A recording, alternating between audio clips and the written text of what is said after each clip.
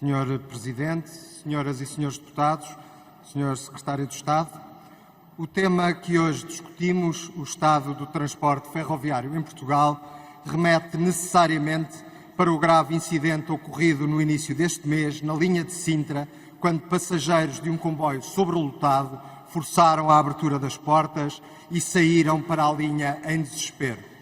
Aquela imagem de fuga de pessoas de um comboio para a linha, que julgávamos possível apenas num país de terceiro mundo, aconteceu em Portugal.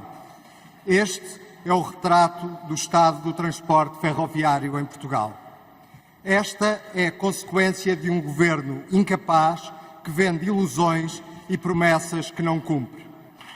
A degradação do transporte ferroviário é evidente.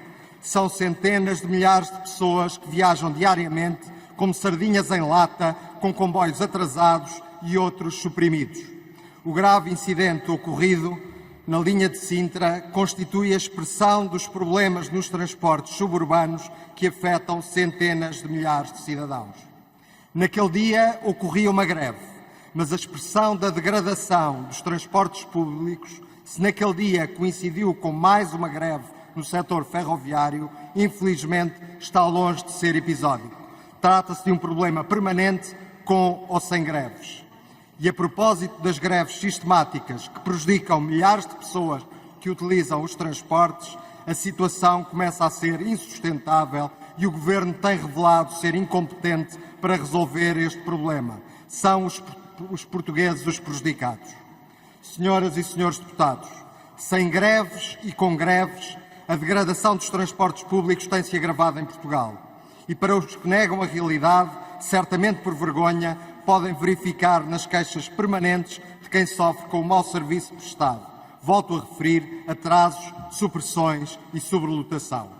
São os relatórios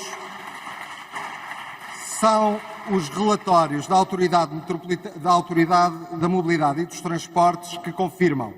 As reclamações nos modos rodoviário e ferroviário aumentaram, especialmente no modo ferroviário. O cancelamento de serviços, as supressões e o incumprimento de horários são os motivos mais reclamados. As reclamações aumentaram sistematicamente desde 2017 e só o período da pandemia interrompeu essa tendência, entretanto, infelizmente retomada. O estado do transporte ferroviário em Portugal é idêntico ao do Governo. Não é confiável e presta um mau serviço aos portugueses. Este é o estado dos transportes públicos que deveria envergonhar o Governo e o Partido Socialista. Senhor Presidente, senhoras e senhores deputados, com este cenário de degradação do transporte público, o que fez até agora este Governo? Implementou o programa de apoio à redução tarifária, permitiu a diminuição do preço dos passes. Deste modo, convidou os portugueses a utilizarem os transportes públicos.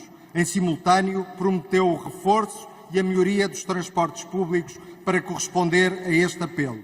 E estava correto. No entanto, o que fez o Governo em 7 anos? Promessas sempre adiadas de melhoria dos transportes. Ilusões sobre investimentos na ferrovia que, como se vê, não se verificaram. Passaram mais de 7 anos. Já não serve a desculpa da herança da Troika que o PS trouxe para Portugal.